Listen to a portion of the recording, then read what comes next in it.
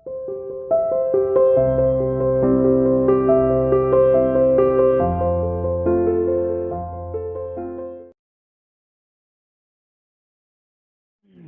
students, welcome to CR International School online study system. I hope all of you will be fine at home. Stay safe. बेटे देखिए, हम agriculture reform पढ़ रहे थे, हमने technical reforms और land reforms पूरे कर लिए थे। आज हम जनरल रिफॉर्म पढ़ेंगे बेटे। कुछ सामान्य सुधार भी हमें करने पड़े एग्रीकल्चर के अंदर, एग्रीकल्चर की स्थिति को सुधारने के लिए।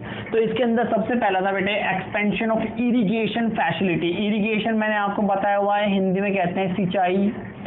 ठीक है बेटे, सिंचाई के साधन। तो आपको पता है भारत के पास जो परमानेंट रिसोर्स थे सिंचाई के वो अवेलेबल नहीं थे बेटे। ठीक है, हमारे पास ट्यूबवेल्स, कैनाल्स, वेल्स, ठीक है, ये सब मौजूद नहीं थे। तो जिसके कारण बेटे, ठीक है, एग्रीकल्चर पूरी तरह से रेनफॉल पर डिपेंड था। अच्छी रेन अच्छी हार्वेस्ट, खराब रेन खराब हार्वेस्ट बेटे। तो हमें सबसे पहले सामान्य सुधार करना था, अपनी इरिगेशन फैसिलिटीज को, अपनी सिंचाई के साधनों का विस्तार करना बेटे। 1951 में इंडिपेंडेंस के समय देखिए केवल 17% लैंड एरिया ऐसा था जिसके पास परमानेंट मीन्स ऑफ इरिगेशन था बेटे। ठीक है, केवल 17% एरिया के पास परमानेंट मीन्स ऑफ इरिगेशन था। लेकिन आज के समय हमारी 45% एग्रीकल्चर, 45% फार्मर्स के पास परमानेंट मीन्स ऑफ इरिगेशन है। तो आज भी 45% ही है बेटे, 80 या 90% नहीं है। यानी कि आज भी कई सारे फार्मर ऐसे हैं जिसके पास सिंचाई के परमानेंट या स्थायी साधन मौजूद नहीं है। यानी कि 55% एग्रीकल्चर हमारी, ठीक है, रेन के ऊपर, बारिश के ऊपर, वर्षा के ऊपर डिपेंड रहती है बेटे। ठीक है, अच्छी बारिश हुई तो अच्छी फसल आएगी, अदरवाइज नहीं होगी। तो हमने कई सेवरल माइनर और मेजर, कुछ छोटे और बड़े प्रोजेक्ट लगाए हुए हैं सिंचाई के बेटे, जैसे कि कैनाल निकाल देना, कहीं से नदियां निकाल देना बेटे। ठीक है, बारिश के पानी को इकट्ठा करके भाई उसका यूज करना। ठीक है, तो इस तरह से हमने कई प्रोजेक्ट चलाए हुए हैं जिससे कि सिंचाई के साधनों को विस्तार किया जा सके, उन्हें बढ़ाया जा सके बेटे। सेकंड है आपका प्रोविजन ऑफ क्रेडिट। आपको पता है भारत के अंदर ज्यादातर छोटे और मार्जिनल किसान होते हैं बेटे। मार्जिनल जिनके पास 1 हेक्टेयर जमीन होती है या उससे कम, और स्मॉल बेटे जिसके पास 2 हेक्टेयर या से के आसपास उनके पास जमीन होते हैं बेटे, मैंने बताया था आपको। तो भारत के पास ज्यादातर छोटे किसान होते हैं और उनके बेटे फाइनेंस को लेकर काफी प्रॉब्लम रहती है। ठीक है, फाइनेंस के कारण वो एग्रीकल्चर नहीं कर पाते। तो हमने बेटे बहुत सारी क्रेडिट कोऑपरेटिव सोसाइटी, सहकारी साख समितियां रूरल एरियाज में ओपन की हुई है, ताकि प्रत्येक किसान को बेटे अगर फाइनेंस की हेल्प की जरूरत है तो उन्हें फाइनेंस प्रोवाइड कराया जा सके और उन्हें बेटे, ठीक है, खेती करने के लिए एंकरेज या मोटिवेट किया जा सके। तो यही है बेटे, हमने बहुत सारी क्रेडिट सोसाइटियां ओपन की हुई है ताकि कम रेट ऑफ इंटरेस्ट पर उन्हें लोन प्रोवाइड कराया जा सके बेटे। ठीक है, हमने रूरल डेवलपमेंट बैंक भी एस्टेब्लिश किए हैं बेटे, ताकि लोगों की नीड्स को हम पूरा कर सके। देखिए बेटे, एट प्रेजेंट इस समय 94,647 प्राइमरी एग्रीकल्चर क्रेडिट सोसाइटी हमने ओपन की हुई है। लगभग 94,000 क्रेडिट सोसाइटी ओपन की हुई है जो बेटे किसानों को लोन प्रोवाइड करा कर देती है। साथ ही साथ हमने 768 रूरल रीजनल बैंक्स भी ओपन किए हुए हैं बेटे, RRBs यानी कि रूरल रीजनल बैंक्स ओपन किए हुए हैं जो बेटे, ठीक है, लोन प्रोवाइड कराते हैं रूरल एरियाज में। ठीक है, साथ ही साथ बेटे कमर्शियल बैंक जो होते हैं, ठीक है, वो 72% इंस्टीट्यूशनल लोन प्रोवाइड करा कर देते हैं किनको, ठीक है, फार्मर्स को। तो जो फार्मर को बेटे लोन मिलता है उसमें से 72% लोन कमर्शियल बैंक उन्हें प्रोवाइड करा कर देते हैं। ठीक है, टोटल इंस्टीट्यूशनल क्रेडिट का, इंस्टीट्यूशन यानी कि कोई इंस्टीट्यूशन ऑर्गेनाइजेशन आपको लोन प्रोवाइड करा है, जैसे नाबार्ड हो गया, कमर्शियल बैंक्स हो गए, क्रेडिट सोसाइटियां वगैरह हो गई, ये सब आ गए बेटे। इन सब में से जो किसानों को लोन मिलता है उसका 72% लोन उन्हें केवल कमर्शियल बैंकों से मिलता है, जैसे SBI, PNB हो गया, HDFC हो गई। ठीक है, तो 72% नीड्स को उनको कौन पूरा करता है बेटे, कमर्शियल बैंक्स पूरा करते हैं। इसीलिए हमने RRB रूरल रीजनल बैंक्स भी ओपन किए हुए हैं गांव के एरियाज में, ग्रामीण एरियाज में, ताकि बेटे लोगों की लोन की नीड्स को पूरी की जा सके बेटे। ठीक है, इसीलिए हमने साथ ही साथ NABARD, the national bank for agriculture and rural development, NABARD भी 1 जनवरी 1982 को हमने ओपन किया था बेटे, NABARD national bank for agriculture and rural development. ठीक है, ये बैंक भी इसीलिए ओपन किया गया, इसीलिए स्थापित किया गया ताकि बेटे रूरल एरियाज के लोगों की नीड्स को पूरा किया जा सके। और ये जो नाबार्ड है बेटे, ठीक है, ये एक एपेक्स इंस्टीट्यूशन है रूरल एरियाज में एग्रीकल्चर की नीड्स को पूरा करने के लिए। देखिए, सभी बैंकों का बैंक तो आरबीआई है, लेकिन जो रूरल रीजनल बैंक है उनका एपेक्स बैंक नाबार्ड है। नाबार्ड रूरल एरियाज, ग्रामीण लोगों को जो बैंक लोन प्रोवाइड कराकर देते हैं, उनका जो एपेक्स इंस्टीट्यूशन है वो नाबार्ड है। तो नाबार्ड को इसीलिए खोला गया ताकि बेटे रूरल एरियाज की क्रेडिट नीड्स को पूरा किया जा सके। 2017-18 में, यानी आज से 2 साल पहले लगभग 11,79,425 क्रेडिट, इतने रुपए का क्रेडिट, इतने रुपए की उधारी बेटे दी गई किनको? फार्मर्स को, किसानों को बेटे। तो हमने उनकी क्रेडिट नीड्स को पूरा करने के लिए भी काफी प्रयास किए हैं बेटे। ओके, देखिए बेटे, नेक्स्ट पॉइंट है आपका regulated markets and cooperative marketing सोसाइटियाँ। तो जनरल रिफॉर्म का बेटे 3rd पॉइंट है आपका रेगुलेटेड मार्केट्स। तो हमने कुछ सीमित मार्केट बेटे रेगुलेटेड मार्केट्स ओपन की सभी पार्ट में, ठीक है, देश के सभी पार्ट में हमने कुछ रेगुलेटेड मार्केट्स ओपन की, ठीक है, ताकि बेटे जो फार्मर का प्रोडक्शन है वो सही प्राइस पर बिक सके बेटे। This is with the view to offering a remunerative price to the farmers production. ये हमने रेगुलेटेड मार्केट इसलिए ओपन की ताकि फार्मर को बेटे, ठीक है, एक अच्छा प्राइस, अट्रैक्टिव प्राइस मिल सके, अट्रैक्टिव प्राइस मिल सके अपने प्रोडक्शन का बेटे। ऐसा हमने इसलिए किया क्योंकि जो मिडलमैन थे बेटे वो बहुत ज्यादा एक्सप्लॉइटेशन करते थे हमारे फार्मर्स का, सारा प्रोडक्शन खुद रख लेते थे और फार्मर्स को बेटे बहुत कम रुपए पे करते थे। तो मिडलमैन के एक्सप्लॉइटेशन से बचाने के लिए हमने उनके लिए, ठीक है, रेगुलेटेड मार्केट्स ओपन की बेटे। ये जो मार्केट्स थी इन्हें गवर्नमेंट कमेटियां, गवर्नमेंट मैनेज करती थी, गवर्नमेंट कंट्रोल करती थी और गवर्नमेंट का मुख्य उद्देश्य बेटे किसानों को खुश करना, किसानों को मैक्सिमम ज्यादा से ज्यादा फायदा पहुंचाना होता है, क्योंकि किसान खुश रहेंगे तो पूरे देश को बेटे अन्न मिलता रहेगा, खाना मिलता रहेगा। ठीक है, अगर किसान ही बेटे डिस्करेज हो गए तो फिर पूरा देश बेटे भुखमरी से मर जाएगा। तो इसीलिए गवर्नमेंट इन्हें अपॉइंट करती है बेटे, गवर्नमेंट इन्हें चलाती है। This committee ensure timely payment to farmer. ये कमेटी इंश्योर करते भाई कि फार्मर को टाइमली पेमेंट मिलती रहे उनकी, ये नहीं कि उधारी फंसी रहे 6-6, 7-7, 8-8 महीने तक उन्हें रुपए नहीं मिल रहा बेटे। तो टाइमली पेमेंट उन्हें मिलती रहे and also ensure that only specific weights and measures are used to weight and value of the farmer production. कि भाई फार्मर ने जो भी अपना प्रोडक्शन किया है बेटे उस प्रोडक्शन के लिए स्पेसिफिक वेट्स का यूज किया जाए, स्पेसिफिक मेजरमेंट का यूज किया जाए। गलत मापना है, गलत तोलने की, ठीक है, कोई प्रोविजन नहीं होना चाहिए भाई, स्पेसिफिक वेट्स यूज होना चाहिए फार्मर्स का प्रोडक्शन का। गलत माप, गलत तोल से आप बचिए। ठीक है, तो ये था बेटे रेगुलेटेड मार्केट्स। अब आ जाइए कोऑपरेटिव मार्केटिंग सोसाइटी, यानी सहकारी विपणन समितियां बेटे, ये भी फार्मर के हितों के लिए ही बनाई गई थी, चलाई गई थी। ठीक है, तो these society are established to enhance the bargaining power. Farmer के पास बेटे बार्गेनिंग पावर आए इसलिए ये सोसाइटियां खुल गई थी। ये तो हमने शुरू में बता दिया था कि फार्मर के पास बेटे एक सिस्टम नहीं था, एक प्लेटफॉर्म नहीं था जहां जाकर वो अपनी फसलों को बेच सके, इसलिए फार्मर मजबूर हो जाते थे बेटे मनी लैंडर्स या महाजन को अपनी फसल बेचने के लिए। तो इसने किया क्या बेटे, एक प्लेटफॉर्म प्रोवाइड कराकर दिया। ठीक है, एक प्लेटफॉर्म प्रोवाइड कराकर दिया जहां पर वो अपनी फसल को बेच सकते हैं और बार्गेनिंग कर सकते हैं, मोल भाव जहां पर बेटे किसान कर सकते हैं। This society ensure that the farmer produce is graded. ये मेक श्योर करती थी कि भाई फार्मर का जो प्रोडक्शन है वो अच्छी क्वालिटी का रहे बेटे, इसके लिए वो उन्हें गाइड करती थी। ठीक है, and sold only when the price is attractive. ये फार्मर्स को गाइड करते थे कि आप अपने प्रोडक्शन को केवल तभी बेचें जब प्राइस अट्रैक्टिव है और आपको अपने प्रोडक्ट का अच्छा प्राइस मिल सके बेटे।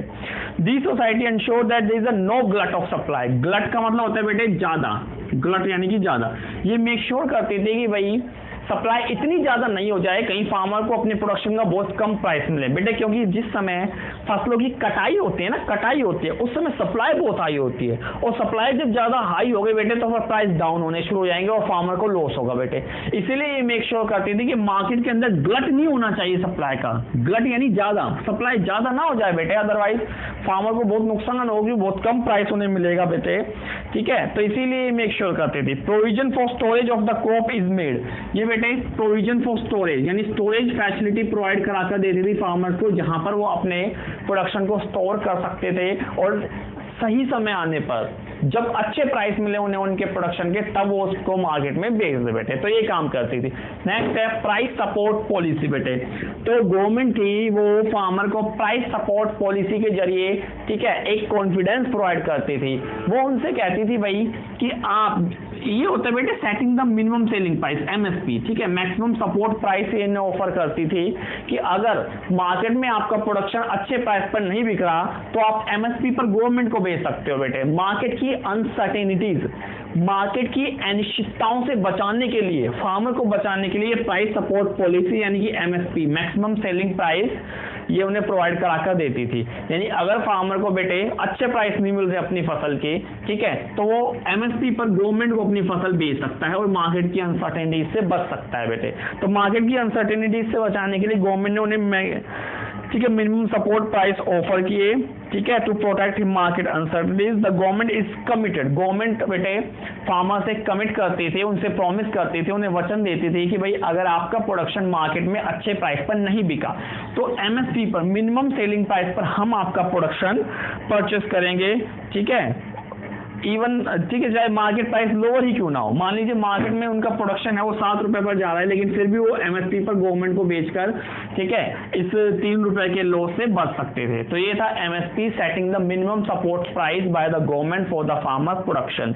एमएसपी सेट कर देती थी बेटे ताकि फार्मर को उनके प्रोडक्शन का ये प्राइस मिल सके और वो मार्केट की अनसर्टेनिटी से बच सके। ओके बेटे, ठीक। देखिए बेटे नेक्स्ट टॉपिक है आपका ग्रीन रेवोल्यूशन बेटे। तो अभी अभी आपने एग्रेरियन रिफॉर्म्स पढ़े बेटे, टेक्निकल रिफॉर्म, इंस्टीट्यूशनल रिफॉर्म और general reform. So thanks to these reform बेटे, इन रिफॉर्म्स का बहुत धन्यवाद कि इन्होंने बेटे भारतीय एग्रीकल्चर में काफी अच्छी प्रोडक्टिविटी लेकर आए, काफी अच्छा प्रोडक्शन इन्होंने किया। और इंडियन एग्रीकल्चर जो एक बैकवर्ड और स्टैग्नेंट था बेटे, जो पिछड़ा हुआ एग्रीकल्चर था, अब वो डेवलपिंग की कगार पर आना शुरू हो गया। तो एग्रीकल्चर सेक्टर में काफी अच्छी उछाल आई बेटे, स्पर्ट इन प्रोडक्टिविटी आया, काफी अच्छी उछाल आई, काफी अच्छे हमें रिजल्ट देखने को मिले बेटे। और ये जो ओवरऑल रिजल्ट जिसके कारण प्रोडक्टिविटी में उछाल आया, इसे एक स्पेशल नाम दिया गया जो कि था ग्रीन रेवोल्यूशन, यानी कि हरित क्रांति बेटे, ठीक है। तो thanks to these agrarian reform बेटे, इन एग्रेरियन रिफॉर्म के जरिए जो हमारा एग्रीकल्चर था वो स्टैग्नेंट और बैकवर्ड से एक डेवलपिंग सेक्टर बन चुका और जिसे हमने नाम दिया ग्रीन रेवोल्यूशन बेटे। देखिए ग्रीन का मतलब होता है क्रॉप्स, को भी क्रॉप्स होती है ग्रीन कलर की बेटे, और रेवोल्यूशन का मतलब होता है स्पर्ट यानी कि उछाल, ठीक है, स्पर्ट यानी कि उछाल बेटे। तो ग्रीन रेवोल्यूशन का मतलब था बेटे हमारी क्रॉप्स यानी कि हमारे एग्रीकल्चर में आया उछाल बेटे। तो ग्रीन रेवोल्यूशन के कारण काफी अच्छे रिजल्ट्स हमें देखने को मिले बेटे, हमारी एग्रीकल्चर में काफी उछाल आया, काफी प्रोडक्शन आया बेटे, ठीक है। 1967 के 1968 में ग्रीन रेवोल्यूशन आई थी बेटे, हरित क्रांति आई थी, और इसका रिजल्ट उसी साल देखने को मिल गया बेटे जब हमारा जो एग्रीकल्चर प्रोडक्शन है, ठीक है, इस साल में ये ग्रीन रेवोल्यूशन आई और इसी साल में जो हमारा एग्रीकल्चर प्रोडक्शन था बेटे 25% से इंक्रीज हो गया, जो हमारा एग्रीकल्चर प्रोडक्शन था 25% से इंक्रीज हो गया। तो देखिए जिस साल ग्रीन रेवोल्यूशन आई उसी साल इसने अपने बेटे पॉजिटिव इंपैक्ट दिखाने शुरू कर दिए और 25% से हमारा प्रोडक्शन बढ़ गया। ये ग्रीन रेवोल्यूशन बेटे दो फेज में आई। फेज 1 में मिड 60s से 70 यानी 1960 से 1970 के बीच बेटे केवल 3 प्रदेशों में, पंजाब, आंध्र प्रदेश और तमिलनाडु में ग्रीन रेवोल्यूशन का इफेक्ट देखा गया, और व्हीट और राइस यानी कि गेहूं और चावल में बेटे इसका इफेक्ट देखा गया। गेहूं और चावल में हमने HYV सीड्स अपनाए, केमिकल फर्टिलाइजर्स वगैरह अपनाए। पंजाब, आंध्र प्रदेश और तमिलनाडु, इन 3 राज्यों के अंदर बेटे ग्रीन रेवोल्यूशन का इफेक्ट देखा गया। सेकेंड फेज था मिड 70s टू मिड 80 यानी कि 1970 से 1980 का समय बेटे। इस समय में पूरे के पूरे देश में सभी राज्यों में बेटे ग्रीन रेवोल्यूशन का इम्पैक्ट देखने को मिला। सभी HYV seeds, chemical fertiliser, pesticide, insecticide सभी पूरे देश में बांट दिए गए और सभी क्रॉप्स में बेटे इसके इम्पैक्ट देखा गया, सभी क्रॉप्स में इस उछाल देखा गया, सभी क्रॉप में अच्छी प्रोडक्टिविटी देखने को मिली बेटे। अब ग्रीन रेवोल्यूशन के पढ़ेंगे अचीवमेंट और फेलियर यानी कि लाभ और हानि।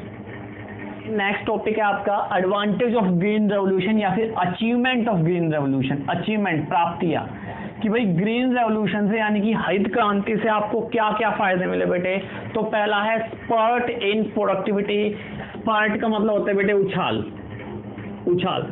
तो हमारी प्रोडक्टिविटी में उछाल आया बेटे, जबरदस्त उछाल देखने को मिला। ठीक है, इंडिपेंडेंस के समय आपकी प्रोडक्टिविटी कितनी कम थी बेटे? प्रोडक्टिविटी तो आई होप सबको पता है कि पर हेक्टेयर ऑफ लैंड में प्रोडक्टिविटी मेजर की जाती है बेटे। तो जो प्रोडक्टिविटी थी वो काफी अच्छे से इंक्रीज हुई।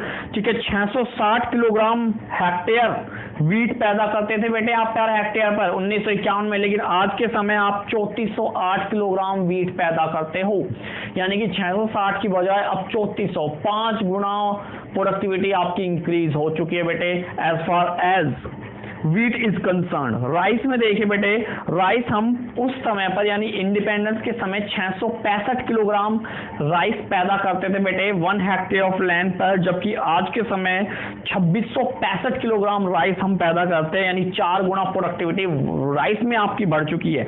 मेज मक्का देखिए बेटे, आप 704 किलोग्राम मक्का पैदा करते थे, आज आप ठीक है 1114 किलोग्राम मक्का पैदा करते हो, यानी लगभग डबल। तो आपने देखा बेटे इंडिपेंडेंस की तुलना में राइस में, ठीक है, राइस में हम 4 गुना हो चुके हैं बेटे, वीट में हम 5 गुना हो चुके हैं और मेज में हम दुगना हो चुके हैं। तो प्रोडक्टिविटी में काफी इंक्रीज आया थैंक्स टू ग्रीन रेवोल्यूशन बेटे, थैंक्स टू दीज रिफॉर्म। इन रिफॉर्म को ही हमने ग्रीन रेवोल्यूशन कहा, क्योंकि इन रिफॉर्म के कारण जो प्रोडक्टिविटी है वो तेजी से इंक्रीज हुई बेटे। HYV सीड्स, केमिकल फर्टिलाइजर्स, इनसे हमारी प्रोडक्टिविटी बहुत ज्यादा बढ़ गई, जिसे हमने ग्रीन रेवोल्यूशन का नाम दे दिया बेटे। सेकंड देखिए, राइज इन एक्रेज। एक्रेज का मतलब होता है बेटे area under cultivation. Area under cultivation यानी कितने एरिया पर आपने कल्टीवेशन किया बेटे। देखिए साल में अगर एक बार ही खेती करोगे तो एरिया अंडर कल्टीवेशन रहा बहुत कम। साल में अगर 2 बार खेती कर दोगे बेटे तो एरिया अंडर कल्टीवेशन हो जाएगा दुगना, और साल में अगर 3 बार यानी मल्टीपल क्रॉपिंग आप कर दोगे तो एरिया हो जाएगा 3 गुना बेटे। अब हुआ क्या देखिए, HYV seeds, chemical fertiliser, insecticide, pesticide से बेटे जो हमारी खेती का समय था बेटे वो बहुत कम हो गया। जहां पहले पूरे साल में 1 या मुश्किल से 2 फसल बोई जाती थी बेटे, अब पूरे साल में 3 या 4 फसल आप इजीली बो सकते हो। ठीक है, क्यों बेटे? क्योंकि केमिकल फर्टिलाइजर्स हो गए, पेस्टिसाइड, इंसेक्टिसाइड्स और HYV सीड्स हो गया, इससे जो प्रोडक्टिविटी है वो बहुत अच्छी रहती है बेटे, और फसल बहुत जल्दी बड़ी हो जाती है, उसकी कटाई भी जल्दी हो जाती है बेटे। जितनी जल्दी कटाई हो जाएगी, फसल बड़ी हो जाएगी, उतनी जल्दी आप दूसरी फसल उस पर बो सकते हो बेटे। और केमिकल फर्टिलाइजर्स के चलते बेटे जो फैलोविंग होता है, फैलोविंग एक ऐसी प्रक्रिया होती है बेटे जिसमें आप एक बार खेती करने के बाद जमीन को कुछ टाइम खुला छोड़ना जरूरी होता है। कुछ टाइम उस पर फिर हम फसल नहीं बोते, क्यों? ताकि जो मिट्टी है फिर से वो अपनी बेटे फर्टिलाइजर पावर को रीगेन कर सके।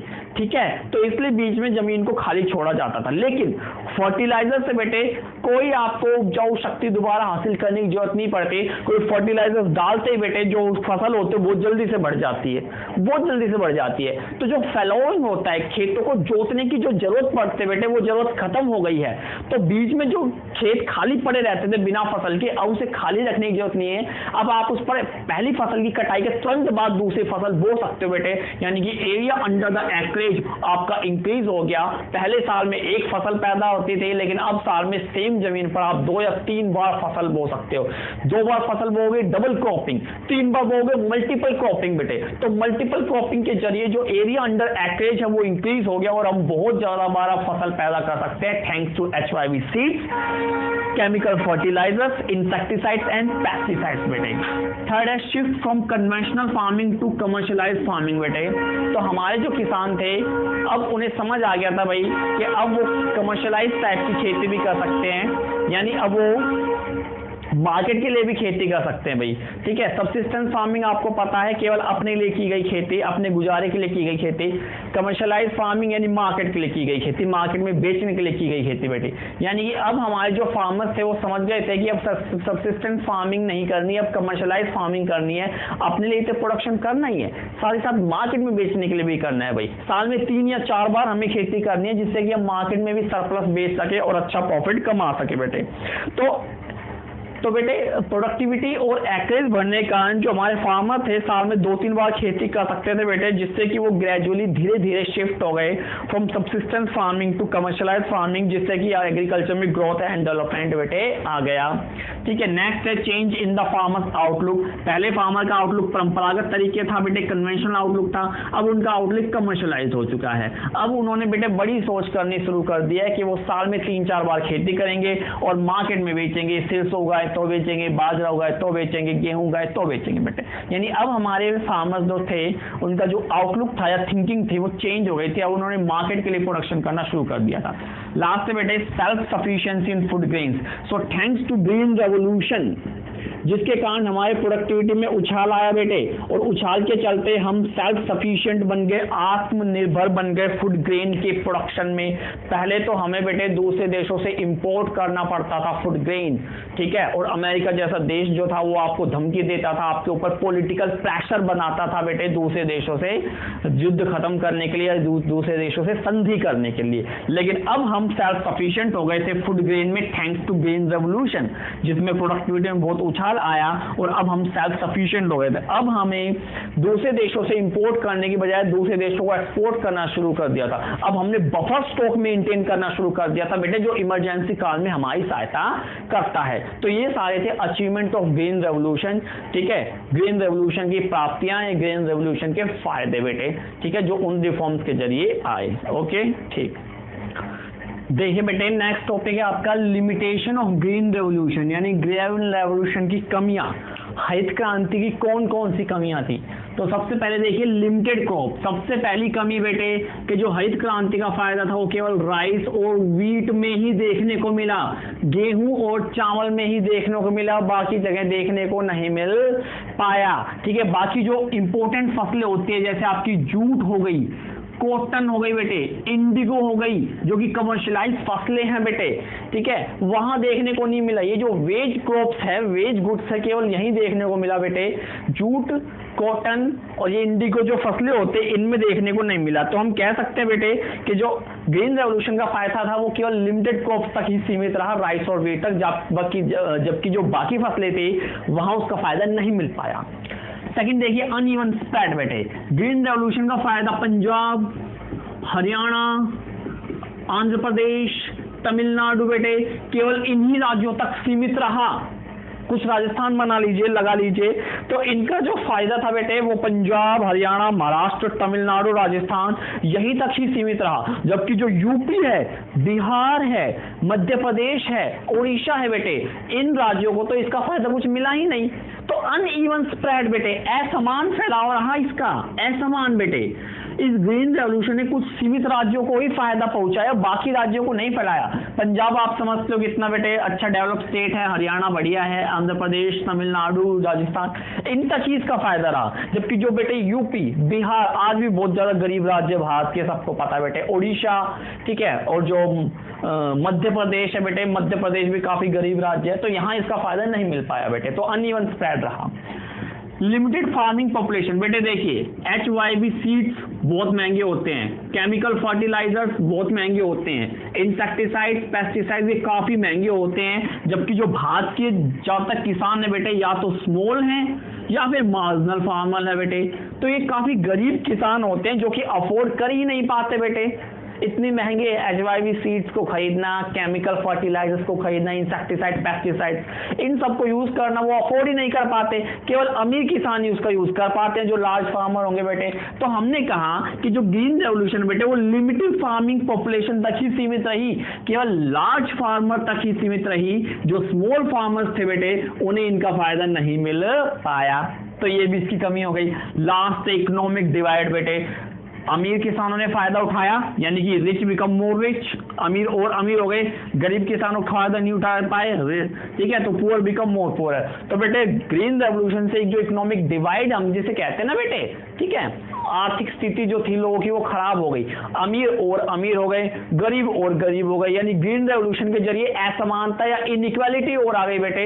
ये भी एक कमी है आपके ग्रीन रेवोल्यूशन की बेटे, ठीक है। तो loan waivers are frequently offers बेटे, ठीक है। तो जो गरीब किसान थे बेटे वो लोन के लिए अप्लाई करते थे और जब लोन को पे नहीं कर पाते थे तो सुसाइड कर लेते थे। तो इसमें बेटे अमीर और गरीबों के बीच और डिफरेंस क्रिएट कर दिया ग्रीन रेवोल्यूशन ने, ठीक है बेटे।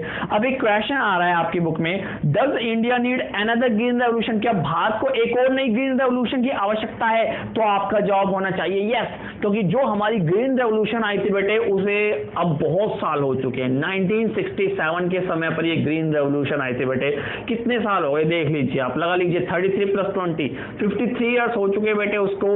तो अब भारत को एक नई ग्रीन रेवोल्यूशन की जरूरत है जिससे भारत बेटे जो मोस्ट एडवांस्ड नेशन है, America, China, Great Britain, Australia, Germany, Japan, Russia, इन सबको पीछे छोड़ सके बेटे। तो भारत को फिर से अपनी ग्रीन रेवोल्यूशन को एक बार याद करना पड़ेगा और अपने आप को एनकरेज करना पड़ेगा। देखिए बेटे क्यों, our productivity standard are extremely low to other nation, दूसरे देशों के मुकाबले हमारी प्रोडक्टिविटी आज के समय भी बहुत लो है, इसीलिए हमें नई ग्रीन रेवोल्यूशन चाहिए।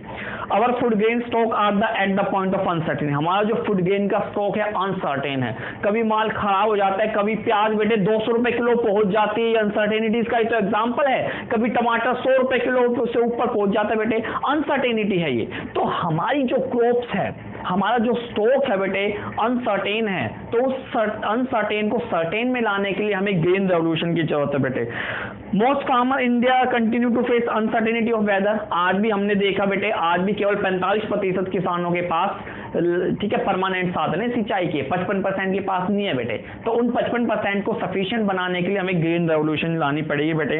The farmer continue to export uncertainty of market, जो फार्मर है आज भी बेटे उनके पास एक व्यवस्थित प्लेटफॉर्म नहीं है अपने प्रोडक्शन को बेचने का, आज भी वो मार्केट की अनसर्टेनिटी के सामने अपने आप को एक्सपोज कर देते हैं बेटे, ठीक है, और अनप्रॉफिटेबल तरीके से अपना प्रोडक्शन बेच देते हैं। तो उन्हें एक अच्छे से हमें, ठीक है, प्लेटफॉर्म प्रोवाइड कराने की जरूरत है। और लास्ट है लोन वेवर आर बिकम इरैकरिंग, जो लोन मांगने वाले हैं आज भी उनकी संख्या बढ़ती जा रही है। भाई क्यों लोन मांगते हैं, अच्छा प्रोडक्शन करो, अच्छे से अपना प्रोडक्ट करो, अच्छे प्राइस पर बेचो, और क्यों लोन मांगते हो? तो बेटे तो बहुत कमियां हैं आज भी हमारी इंडिया के अंदर, इसीलिए हमें एक अनदर ग्रीन रेवोल्यूशन की आवश्यकता है बेटे।